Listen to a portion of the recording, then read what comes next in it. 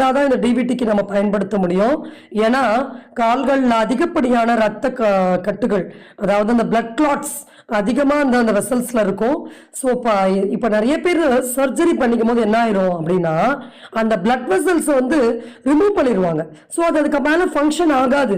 ஆனா நம்ம இப்படி இயற்கையான வழிமுறைகள் மூலமா, சில உணவு கட்டுப்பாடு மூலமா, சில மருந்துகள் மூலமா இந்த ரத்த கட்டுகளை கரைக்கும் போது, இந்த கிளாட்ஸை கரைக்கும் போது பெர்மனண்டா ஹீல் ஆகும்.